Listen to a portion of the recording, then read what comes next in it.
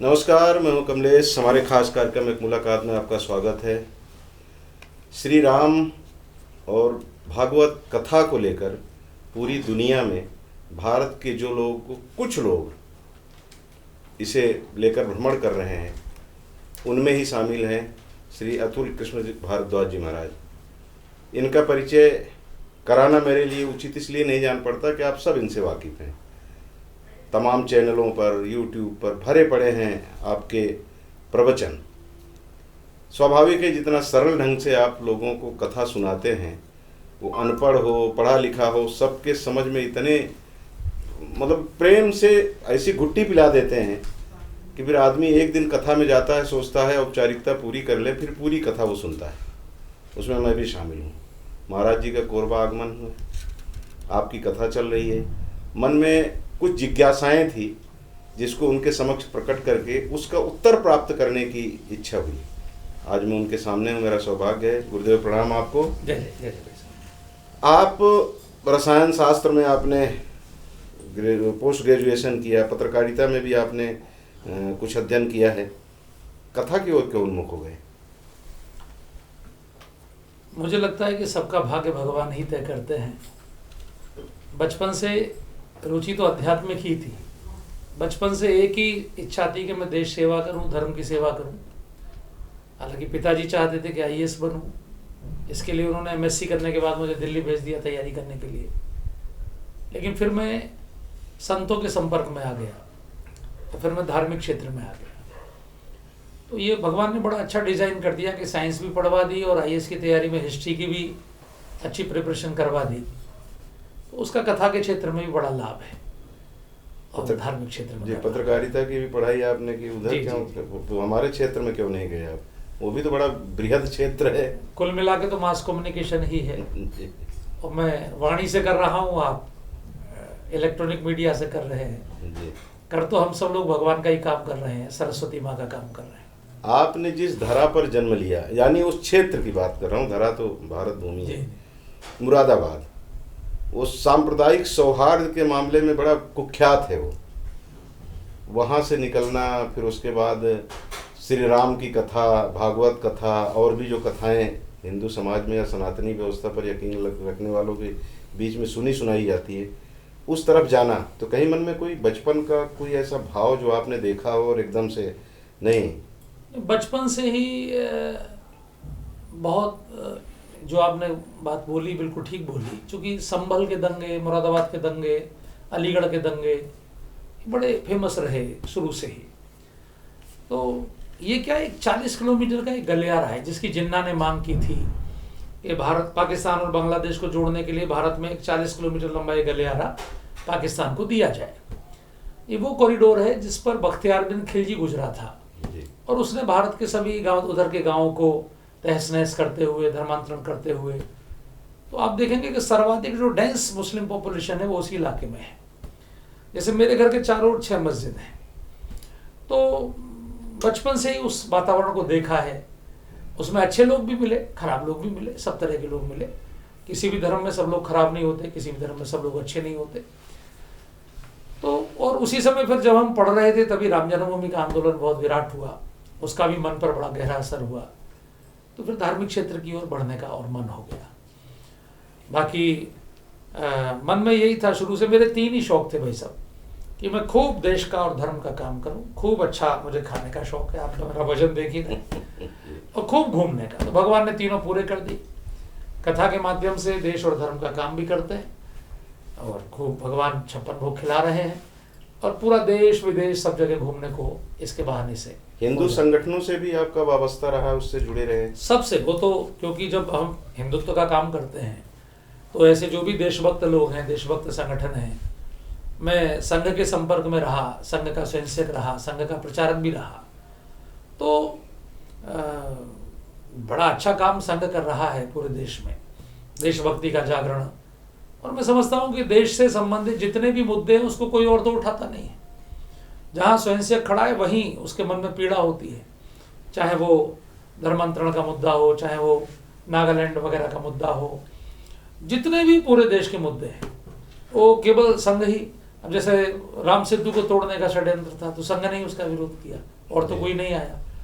तो इसलिए संघ के संगठनों से जुड़ा होना ये तो और गौरव की बात है। राम सेतु के मामले में अभी एक केंद्रीय मंत्री का जो बयान आया जितेंद्र जी का, उसकी भी टिप्पणी विशेष करके छत्तीसगढ़ के सीएम ने बड़ी कठोर टिप्पणी की है कि राम को भी विसारने की बात ये लोग करने लगे हैं।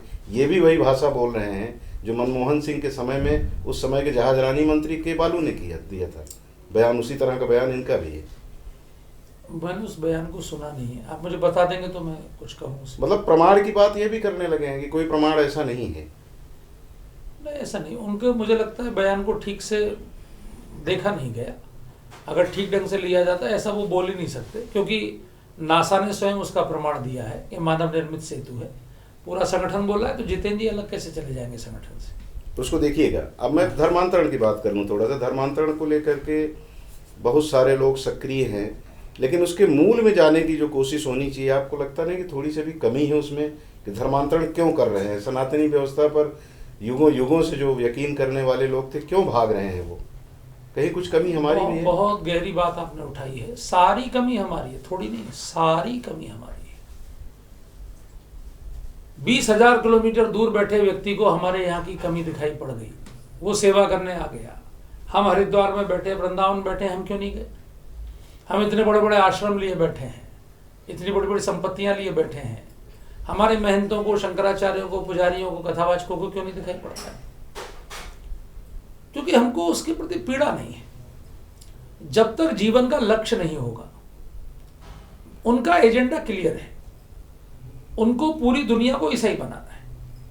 जब पोप भारत आए थे 6-7 साल पहले, तो उन्होंने कहा भाई सन 3000 तक हम पूरे विश्व को कर देंगे। तो उनका एजेंडा क्लियर है, उनका भी एजेंडा क्लियर है। उन्होंने भी दुनिया को 2 भागों में बांटा, दारुल हरब, दारुल इस्लाम।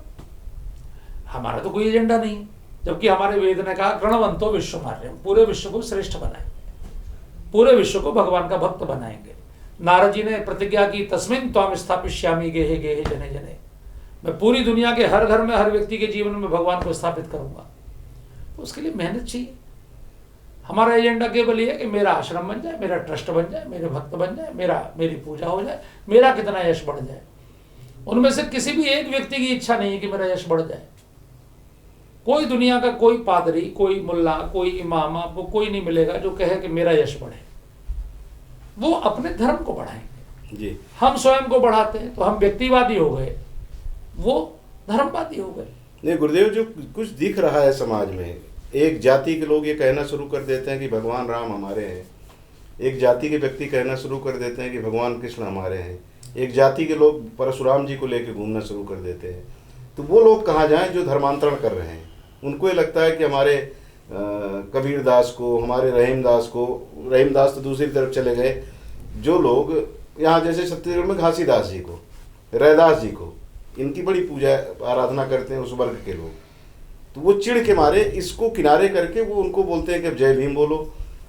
ये जो चीजें दिख रही हैं, कहीं ना कहीं लगता है कि इस पे काम करने की जरूरत है। छत्तीसगढ़ के लोग बहुत भोले हैं, मैं आपको बताऊं। हमारे साधुओं में कहावत चलती है, भोले का मालवा। वास्तव में मैं पूरे देश में कथा करना चाहता हूँ, इतने भोले, इतने सरल लोग कहीं नहीं है भाई। दूसरा कोई अगर आपको नहीं मानना तो आप अपने गुरु को छोड़ दोगे क्या? आप तो संत रविदास को मत छोड़ो ना। मैं तो संत रविदास का सबसे बड़ा फैन हूं। मैंने चित्तौड़ के किले में उनकी समाधि है, मैंने चित्तौड़ के किले से बनारस तक यात्रा निकाली विश्व हिंदू परिषद के साथ, सामाजिक समरसता यात्रा संत रविदास जी की समाधि से निकाली, काशी में पूरी की। मीराबाई के गुरु संत रविदास जी थे। मीराबाई को राम नाम की दीक्षा संत रविदास जी ने दी। संत रविदास जी पूरे हिंदू धर्म के पूज्य हैं, कौन उनको मानने से मना कर सकता है? उन्होंने तो साक्षात चमत्कार दिखाया, मन चंगा तो कटौती में गंगा। तो ये अब ये जो आपने बात कही कि जातियों ने भगवानों को अपना बना लिया, ये गलत बात है। बनाना शुरू कर दिया है लोगों ने, ये गलत बात है। जैसे ब्राह्मणों ने कहा परशुराम जी हमारे हैं, ब्राह्मण सभा वाले उन्हीं की फोटो छापते हैं।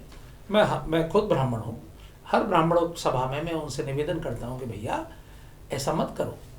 अगर परशुराम जी ब्राह्मणवादी होते, अभी आप मेरी कथा सुनेंगे जब परसों भगवान का जब स्वयंवर का प्रसंग होगा, मैं पूरा विषय रखूंगा। अगर परशुराम जी ब्राह्मणवादी होते तो अपना धनुष किसी ब्राह्मण को दे के न जाते? राजा जनक को क्यों दे के गए? वो तो क्षत्रिय थे, और ये उनको क्षत्रिय विरोधी घोषित कर रहे हैं। अगर वो क्षत्रिय विरोधी होते तो क्षत्रिय राजा जनक को अपना धनुष क्यों दे के जाते? आप मुझे बताइए। अगर वो क्षत्रिय विरोधी होते तो कोई इतिहासकार मुझे बता दे कि उन्होंने कभी जीवन में मिथिला राज्य पर या अयोध्या राज्य पर कभी आक्रमण किया हो? तो कहते तो हैं कि कभी 3 नहीं दर्जन बार उन्होंने क्षत्रिय विहीन किया धरा। नहीं, उन्होंने जो किया वो राजाओं से विहीन किया। राजा चूंकि क्षत्रिय ही होता था, तो जो राजा दुष्ट थे, रघुवंश तो दुष्ट नहीं था, निमि वंश तो दुष्ट नहीं था, उन पर कभी आक्रमण नहीं किया। और भगवान राम को अपना धनुष देने वाले परशुराम जी थे। अगर उस स्वयंवर में परशुराम जी ना आए होते तो वो 10,000 राजा जो थे वो सीता जी को छीनने की बात कर रहे थे, उनका युद्ध होता, भगवान उनको मारते, 10,000 राजाओं की मृत्यु का कलंक भगवान के माथे पे लगता कि भाई इनकी शादी पे इतने लोग मारे गए। लेकिन परशुराम जी आ गए उस समय, उनके आते ही सब राजा ठंडे हो गए, और बिना एक भी बूंद खून बहाए परशुराम जी ने स्वयं भगवान राम की स्तुति की, भगवान राम को दुनिया के सबसे बड़े महामानव के रूप में स्थापित किया और अपना धनुष उनको दिया। अब तक इससे हमने काम किया, अब इससे आप काम करिए। भगवान कृष्ण को भी सुदर्शन चक्र सांदीपनि गुरु के आश्रम में परशुराम जी नहीं दिया। यानी भगवान राम को भी धनुष देने वाले वो हैं, भगवान कृष्ण को भी धनुष देने वाले वो हैं। क्षत्रिय विरोधी वो नहीं है, वो जाति के विरोधी नहीं है। जब राजा भ्रष्ट हो जाएगा, भगवान क्या करेंगे? परित्राणाय साधूनां विनाशाय च दुष्कृतां। भगवान कोई प्रवचन करने थोड़ी आएंगे। तो अगर वो क्षत्रिय विरोधी होते तो भीष्म के गुरु कैसे होते? भीष्म को युद्ध विद्या कैसे सिखाते? तो वो ब्राह्मण वादी नहीं है, क्षत्रिय विरोधी नहीं है। ये अंग्रेजों ने हम पर शासन करने के लिए कुछ लोभी पंडितों के द्वारा, कुछ लोभी विद्वानों के द्वारा पैसे देकर बहुत सारी ऐसी गलत धारणाएं समाज में फैलाई जिससे भारतीय समाज बढ़ जाए। जैसे रामचरितमानस में कहीं उल्लेख नहीं मिलता, वाल्मीकि रामायण में कहीं उल्लेख नहीं मिलता, अध्यात्म रामायण का भी मैंने अध्ययन किया, उसमें भी कहीं उल्लेख नहीं मिलता सीता के वनवास का। अब उसमें ये बात आ जाती है कि आचार्य भवभूति का सहारा लिया गया। फादर बुल्के ने कहा कि सीता जी का वनवास नहीं हुआ था, लेकिन हमारा समाज उसको मानता है, उस पर बहुत सारी कथाएं सुनाई। समाज तो वो मानेगा जो कथावाचक बोलेंगे। जी, क्या वो सही है? जैसा नहीं, बिल्कुल सही नहीं। संस्कृत के सबसे बड़े विद्वान ये सिद्ध कर चुके हैं कि सीता जी के वनवास की घटना वाल्मीकि रामायण समापन होने के बाद, उत्तरकांड समापन होने के बाद जोड़ी गई है। 6 पक है। शंभुक वध भी और सीता वनवास भी, उनकी संस्कृति भी उनसे मैच नहीं करती वाल्मीकि जी से। ये विद्वान सिद्ध कर चुके हैं। अब इसमें और किसी प्रमाण की आवश्यकता नहीं है। वो तो मूर्ख व्यक्ति भी पढ़ेगा तो कह देगा कि ये 6 पक है। एक महिला ने मुझसे कहा, हम आपके राम कैसे हैं? सीता जी को छोड़ दिया। मैंने कहा, बहन तू उस राम को जानती है, मैं जिस राम को जानता हूँ वो राम है जिसने अपनी पत्नी के लिए एक भी पाई पास में ना होते हुए, वनवास में होते हुए भी संसार की सबसे बड़ी महाशक्ति से युद्ध किया अपनी पत्नी के सम्मान की रक्षा के लिए। कोई और होता निराश होकर लौट आते। मैं उस राम को जानता हूं जो दुनिया के सबसे बड़े खानदान का होते हुए भी उस लड़की को ग्रहण कर रहा है जिसके कुल खानदान का पता नहीं है, माता पिता का पता नहीं, जो जमीन में से मिली है। उस लड़की को जो ग्रहण कर रहा है वो महिलाओं के सम्मान का कितना बड़ा रक्षक है। तो भगवान राम तो भगवान राम है, उनका तो कोई मुकाबला ही नहीं है। लेकिन विषय रखने वाले लोग ठीक से चाहिए। तो वास्तव में अभी प्रॉब्लम क्या है कि एक छोटे से प्राइमरी का शिक्षक बनने को भी बड़े बड़े कंपटीशन है। कथावाचक बनने के लिए कोई कंपटीशन नहीं है। कोई भी बन जाओ, कोई भी कुछ कहने लगो। अब कोई भी कुछ कहेगा तो उससे क्वालिटी तो डिफेक्टेड होगी ना। तो ये अंग्रेजों ने, देखिए छोटा सा इंग्लैंड गुजरात के बराबर मुश्किल से देश है, उसने पूरे विश्व पर शासन किन के बल पर किया? अपने विद्वानों के बल पर। उन्होंने हर समाज का अध्ययन किया, उसको देखा कि किन के कैसे कैसे हम इनको बांट सकते हैं, और उनको बांटा और शासन किया। जैसे आदिवासी शब्द उन्होंने दिया, यहाँ तो आदिवासी शब्द ही नहीं था, यहाँ वनवासी, तो वनवासी शब्द है। लेकिन उन्होंने आदिवासी कह के एक नया झगड़ा पैदा कर दिया कि बाकी सब नए वासी, ये सब आदिवासी। ऐसे ही उन्होंने उत्तर को दक्षिण से बांट दिया। उन्होंने सिखों में जहर बढ़ दिया। एक IAS अधिकारी को सिख बना दिया उन्होंने। उसने सिखों में जहर बढ़ दिया कि तुम हिंदू नहीं हो, तुम सिख हो। और खालिस्तान खड़ा हो गया। देखिए खालिस्तान का आंदोलन, कितनी हिंसा हो गई। ऑपरेशन ब्लू स्टार हो गया, इंदिरा गांधी की हत्या हुई, हजारों लोग अब तक मारे गए उसके चक्कर में।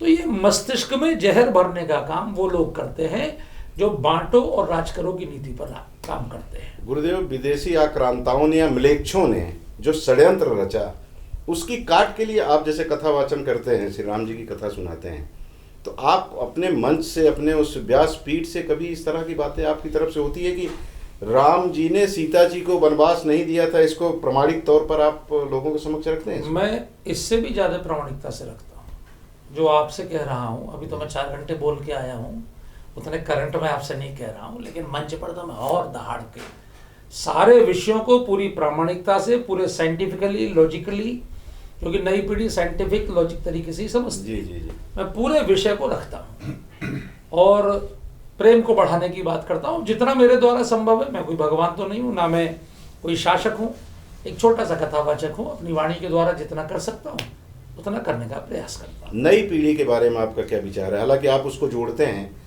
नई पीढ़ी समसामयिक बनाते हैं कथा को आप। हाँ, नई पीढ़ी बहुत अच्छी है और बच्चे बहुत अच्छे हैं।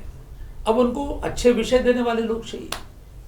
आज अब देखिए, जो नई पीढ़ी आ रही है कंप्यूटर वाली, इसमें कहीं ना किसी के प्रति छल है, ना कपट है, सीधे साधे बच्चे हैं। वो किसी का बुरा भी नहीं करना चाहते और अपना बुरा करवाना भी नहीं चाहते। तो उनको अगर ठीक से शास्त्र को व्याख्या करने वाले लोग हों, आज देखिए सब श्री रविशंकर से जुड़ रहे हैं, सदगुरु से जुड़ रहे हैं। आज दुनिया के 1 करोड़ अंग्रेज चंदन लगा के हरे कृष्णा जप रहे हैं, योग की ओर लोग दौड़ रहे हैं। तो ये सतोगुण कभी नष्ट तो होता नहीं है, न कभी सतोगुण नष्ट होगा, ना कभी तमोगुण नष्ट होगा। ये तो देवासुर संग्राम में सदैव चलना है और हर मनुष्य के अंदर चलना है। हमारे अंदर भी कभी तामसिक प्रवृत्तियां हावी होती हैं, कभी सात्विक प्रवृत्तियां हावी होती हैं। तो इसमें जो जितनी अच्छी संगत में रहेगा, असली बात है भाई सब संगति की।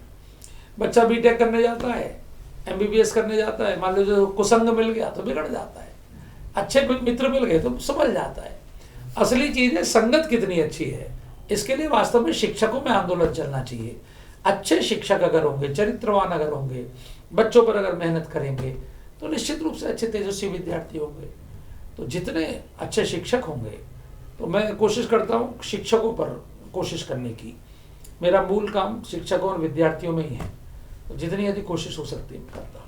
यही पीढ़ी, यही युवा पीढ़ी कह ले, अभी एक शब्द का सृजन हो जाता है और उसकी खूब चर्चा होती है, लव जिहाद की। इसको किस रूप में देखते हैं आप? क्योंकि कभी किसी के 50 टुकड़े, किसी के 70 टुकड़े, किसी के 35 टुकड़े, और ये खूब प्रचारित किया जा रहा है आज की तारीख में। ये तो अच्छा है कि अब प्रचारित हो रहा है। इस बहाने से प्रचार के अभाव में ही हजारों बेटियां चली गई, प्रचार के अभाव में ही कितने नरक में पहुंच गई। क्योंकि शुरू में दिल है कि मानता नहीं, और बाद में और कोई रास्ता नहीं बचता, तो या तो उसी सड़न में जियो और या तो फिर आत्महत्या कर लो। तो यही होता है, यही आजकल हो रहा है। तो लव जिहाद का ये मुद्दा उठने से, ये श्रद्धा आफ्ताब वाला केस होने से कम कोई भी जरा सा भी अगर जागरूक होगा, कोई भी हमारी लड़की या लड़का, तो वो जागरूक हो जाएगा। क्योंकि द सीन इज बिलीविंग। भाषण से भरोसा नहीं होता, देख कर भरोसा होता है। जब ये सीन देख लिया तो लोगों की आंखें खुल गई, बहुत सारों की, और अभी भी बहुत सारों की नहीं खुली होंगी। जिनकी नहीं खुली, तो जो जागत है सो पावत है, जो सोवत है सो खोवत है। जगाने का प्रयास हम तो बहुत समय से कर रहे हैं। जी। मैं तो कम से कम 10 साल से ये विषय बोल रहा हूँ, लेकिन अब मानते कितने लोग हैं? अब जो पीढ़ी उसमें जाती है वो कथा तो सुनती नहीं है। आप जानते हैं कथा सुनने तो आदमी 40 साल के बाद ही आता है लगभग। नए बच्चे कम आते हैं। तो जब तक वो जो नए बच्चे हैं वो कथा कहाँ सुनते हैं?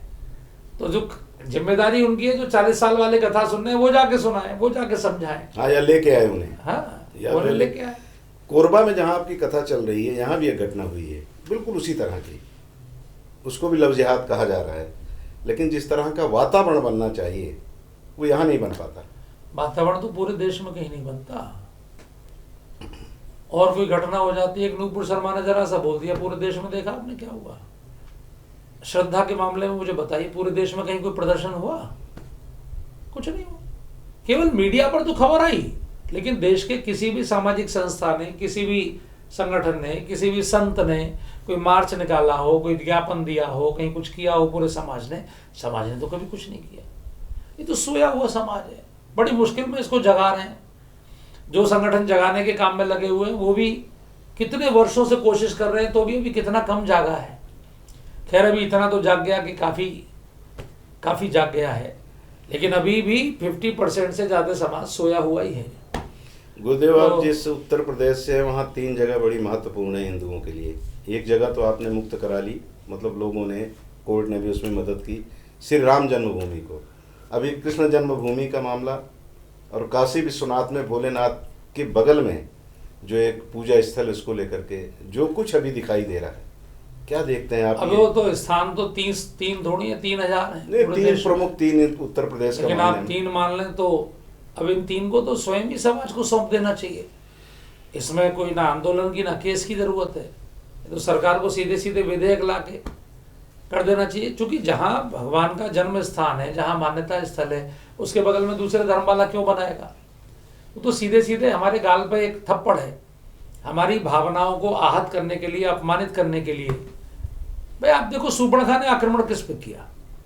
सुपर्णखा ने आक्रमण राम लक्ष्मण पर नहीं किया, सीता जी पे किया। उसने देखा कि ये मेरे वश में नहीं आ रहे। क्यों नहीं आ रहे? क्योंकि इनकी भक्ति। जितने भी विदेशी आक्रमणकारी आए, उन्होंने हमारी भक्ति पर आक्रमण किया, उन्होंने हमारे तीर्थों को तोड़ा, हमारे तीर्थों को दूषित किया, मंदिरों को तोड़ा, जितने भी हमारे श्रद्धा के केंद्र थे उन्हीं पर आक्रमण किया। तो उन्होंने हमारे मंदिरों को तोड़ा। अब हम स्वतंत्र हैं तो कम से कम हमारी आस्था के जो केंद्र हैं, जो हमें निरंतर अपमानित करते हैं, जो भी हमारा बच्चा दर्शन करने जाता है उसके खून खोल जाता है देखकर। तो अब जो लोग मारे गए उनको तो हम वापस नहीं ला सकते अपने लोगों को, लेकिन अपने श्रद्धा केंद्र को दोबारा बना सकते हैं। गुरुदेव, जो कथित धर्मनिरपेक्षवादी हैं वो कहते हैं कि जब उनका काल था तो उन्होंने ज्यादती की, अब हिंदूवादी संगठनों का काल आ गया है तो अब ये ज्यादती कर रहे हैं। इन्हों को, धर्मनिरपेक्षवादियों को, ज्यादती पता ही नहीं क्या होती है। ज्यादती वो होती है जब आपकी लड़की उठा ली जाती है जबरदस्ती, जब हजारों महिलाओं का हरण कर लिया जाता है, जब गाय को आपकी आंखों के सामने काटा जाता है, आपके मंदिर को आपके सामने खंडित किया जाता है, और आपकी गर्दन पर तलवार रख के आपको जबरदस्ती कलमा पढ़वाया जाता है। अभी वो तो नहीं हुआ। केवल हम अपना मंदिर ही तो मांग रहे हैं, वो भी शांतिपूर्ण तरीके से। उसमें भी कोई हिंसा नहीं कर रहे, कोई कुछ नहीं कर रहे, केवल केस लड़ रहे हैं, प्रदर्शन कर रहे हैं, उतना ही तो कर रहे हैं। तो जाति कहाँ हो रही है? जाति उसे कहते हैं जब दूसरे को आप दूसरे के ऊपर अत्याचार करें। अभी अत्याचार तो कहीं कोई कर नहीं रहा। हिंदू समाज तो कभी चींटी को भी नहीं मार सकता, वो तो चींटी पर भी राम राम करता है। अटल जी की कविता है ना, कोई बताए काबुल में जाकर कितनी मस्जिद तोड़ी, हर हृदय जीतने का निश्चय, रग रग हिंदू मेरा परिचय, उनकी कविता है। तो भारत में तो किसी भी धर्माचार्य ने कभी ये नहीं कहा कि भाई जाओ सबको तोड़ दो, सबको वो करो, सबको धर्मांतरण करो। हम तो, हमारे लोग तो इतने भोले हैं, इतने सोए हुए हैं कि जो अपने लोग चले गए उनको भी वापस नहीं लाए। जी जी जी। हाँ, ये पूरी दुनिया में जितने आज मुस्लिम सब धर्मांतरित तो हैं। सऊदी अरब भी तो पहले हिंदू ही था। अभी सऊदी अरब में 15,000 साल पुराना मंदिर निकला खुदाई में। ईरान में निकल रहे हैं, इराक में निकल रहे हैं, जगह जगह मूर्तियां निकल रही हैं। क्यों? सब पहले सब वही थे। सबका धर्मांतरण करके तो मुस्लिम बनाया है। गर्दन पे तलवार रख के शास्त्रार्थ से कोई थोड़ी बन सकता है। एक भी व्यक्ति शास्त्रार्थ करने को तैयार हो तो बता दीजिए। वो करते ही नहीं है शास्त्रार्थ। शास्त्रार्थ में उन्हें पता है कि हार जाएंगे। वो तो जबरदस्ती का लठ है, जिसकी लाठी उसकी भैंस है। जी जी गुरुदेव, अखंड भारत की कल्पना बहुत दिन से की जा रही है, इसको हम लोग अपने जीवन में देख पाएंगे? क्यों नहीं देख पाएंगे? मोदी है तो मुमकिन है। ये तो सम्राट पर निर्भर करता है। सम्राट अगर चाहे तो विचारधारा का प्रसार, और लोगों को अगर ये जगा दिया जाए कि तुम्हारे पूर्वज कौन थे, उनके अंदर को, जैसे शेर का बच्चा बकरियों के झुंड में मिलके मिमियाने लगा था और उसको शेर ने जगाया कि तू शेर का बच्चा है, फिर दहाड़ा। केवल जगाने की तो बात है। अगर हमारे सारे विद्वान लग जाएं, आजकल सोशल मीडिया का जमाना है, चाहे पाकिस्तान में व्हाट्सएप करो, चाहे बांग्लादेश में करो, सबको जगाने की बात है। देखिए कितना बड़ा खर्चा है धर्मांतरण से। 3300 किलोमीटर की सीमा तो बांग्लादेश के साथ है और 3000 किलोमीटर की सीमा पाकिस्तान के साथ है, और दोनों पर कितना बड़ा खर्चा है। कटीली बाड़ लगाना, BSF लगाना, ये करना, कितनी बड़ी बड़ी सीमाएं। अगर ये सब हिंदू होते तो अलग ना होते, और अलग ना होते तो ये बॉर्डर अलग क्यों होते? कितना बड़ा खर्चा बच जाता, आप सोचिए। कितना बड़ा खर्चा है रक्षा का, आप सोचिए। तो केवल इसीलिए तो झगड़ा है कि भाई उनका धर्म अलग है, आपका धर्म अलग है। अब ये जो ईसाई धर्मांतरण हो रहा है, नागालैंड बन गया देश में, बोडोलैंड की मांग उठी, गोरखालैंड की मांग उठी। आप सोचिए, इंग्लैंड, हॉलैंड, पोलैंड, स्विट्जरलैंड सब विदेश के देश हैं, भारत में लैंड कहाँ से आ गया? तो ये सब जहां भी हिंदू घटेगा वही हिस्सा देश से कटेगा। इसलिए जिसको भी देशभक्ति करनी है अपने हिंदुत्व को, अपने धर्म को सबसे प्रथम श्रेणी पर रखना चाहिए। बड़े बड़े करोड़पति कश्मीरी पंडित थे, सब कश्मीर छोड़ के आ गए। बड़े बड़े पंजाबी थे, सबको पंजाब से भागना पड़ा। बड़े बड़े बंगाली थे, सबको बांग्लादेश से भागना पड़ा। कोई काम नहीं आता, ना संपत्ति काम आता। अभी अफगानिस्तान से छोड़ के आए कि नहीं सारी संपत्ति। तो संपत्ति, परिवार सब सेकेंडरी है, पहले देश है, पहले धर्म है। देश और धर्म अलग अलग नहीं है, एक ही है। राम ही राष्ट्र है, हिंदुत्व ही राष्ट्रत्व है। जी जी। चलते चलते गुरुदेव, आखिरी जिज्ञासा, हम जिस छत्तीसगढ़ में बैठे हैं, आपकी कथा चलती है और छत्तीसगढ़ में आप काफ़ी लोगों के बीच में राज करते हैं, उनके दिलों में। ये मान्यता है कि बहुत लंबा काल भगवान ने वनवास का छत्तीसगढ़ में बिताया, दंडकारण्य में। और उस छत्तीसगढ़ में आज की जो स्थिति है, धर्मांतरण बड़ी तेजी से हो रहा है। बहुत सारी बातें, दुर्गा जी जिन महिषासुर को मारी थी उनके बारे में कहा जाता है कि वनवासी इनको मत मारो, आदिवासी इनको मत मारो, रावण को मत मारो, इस तरह का आदिवासियों की तरफ से आवाज़ उठती है। राम की ये कह लीजिए उसको तपोभूमि जो हो, वहाँ पे इस तरह की बातें जो हो रही हैं, कालांतर में ये बढ़ती दिख रही हैं आपको कि ठीक हो जाएगा? ये समय समय पर ठीक होता रहता है, समय समय पर बढ़ता रहता है। ये जो भूमि है ना भाई सब भारत की, इसको भगवान ने बड़ा स्पेशल बनाया है। यहाँ देवासुर संग्राम जब से सृष्टि बनी तब से चल रहा है। पहली ही बार में भगवान ने जब भूमि को निकाला तब हिरण्याक्ष का वध किया। जब से सृष्टि बनी तो देवासुर संग्राम ये हमेशा चलता रहेगा। अब जिसको देवताओं के पाले में रहना है वो देवताओं में रहे, जिसको असुरों के में रहना है वो असुरों के में रहे। इसे आसमान में दो तारे हैं जो सबकी बुद्धियों को कंट्रोल करते हैं। एक है देवगुरु बृहस्पति पोखराज, एक है दैत्यगुरु शुक्राचार्य हीरा। ट्विंकल ट्विंकल लिटिल स्टार, यही दो तारे सबकी बुद्धियों को कंट्रोल करते हैं। ये गुरु है जी। यही दोनों तारे देवी और आसुरी संपदा को बढ़ाते हैं। भारत में सर्वाधिक इसलिए होता है कि भारत की वास्तु को भगवान ने उल्टा बनाया है। आप अपना घर बनाते हैं तो दक्षिण पश्चिम ऊंचा रखते हैं, उत्तर पूर्व नीचा रखते हैं। लेकिन भारत में सबसे ऊंचा पहाड़ उत्तर पूर्व में रख दिया है, दक्षिण पश्चिम में सागर रख दिए हैं। इसलिए लगातार उथल पुथल चलती रहती है। अगर ये नहीं चलेगी तो भगवान को अवतार लेने का अवसर कैसे मिलेगा और भक्तों को तेजस्वी होने का अवसर कैसे मिलेगा? तो सबसे तेजस्वी लोग इस भूमि पर होते, भाग लेते हैं संघर्ष में। मतलब शुक्राचार्य जी का आधिपत्य रहेगा अभी, दोनों का रहेगा। देवगुरु बृहस्पति का भी रहेगा। अभी तो मोदी देवगुरु बृहस्पति के प्रतीक है, अभी तो उन्हीं का राज्य है। तो कहीं किसी किसी क्षेत्र में शुक्राचार्य का भी रहे तो वो सब चलेगा। आप थोड़े लेखों को बहुत समझिए। बहुत बहुत धन्यवाद समझने। जय हो भाई साहब, जय जय। बहुत आपको आशीर्वाद।